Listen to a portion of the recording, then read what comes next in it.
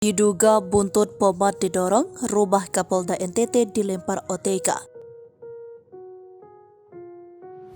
Beredar di media sosial, satu unit mobil patroli polisi lalu lintas dan sepeda motor dibakar. Rumah dinas Kepala Kepolisian Daerah Nusa Tenggara Timur, Inspektur Jenderal Polisi Johdi Asadoma, juga dikabarkan dilempari orang tak dikenal. Peristiwa tersebut dikabarkan terjadi pada Kamis 20 April 2023 tengah malam. Belum diketahui motif pelaku, tetapi ada yang menyebut peristiwa ini buntut terjadinya kericuan pertandingan futsal di gelanggang olahraga Oi Poi Kupang.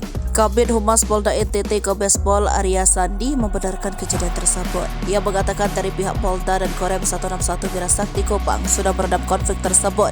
Aparat kepolisian sampai saat ini masih mendalami apa yang menjadi penyebab permasalahan. Dilansir dari Kompas.com, pelaku yang melempari rumah dinas Kapolda NTT merupakan orang tak dikenal. Pun begitu dengan pelaku yang merobohkan pos pengamatan Idul Fitri dan 2 pos polisi yang berada di kanan dan lain-lain musikopan. Informasi yang dihimpun, kelompok yang menyerang penggunaan sepeda motor itu melempari rumah dinas Kapolda NTT. Melihat hal tersebut, petugas kepolisian dan Brimob yang menjaga rumah dinas Kapolda NTT sempat mengeluarkan tembakan peringatan.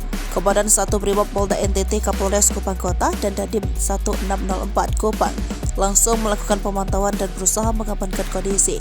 Ruas jalan Herewila ditutup sementara usai kejadian penyerangan rumah jabatan Kapolda NTT. Diduga penyerangan itu buntut dari kericuhan yang terjadi pada pertandingan futsal yang digelar di gelanggang olahraga OPI Kupang. Salah satu anggota polisi militer Angkatan Darat didorong oleh pria berpakaian preman yang diduga anggota polisi.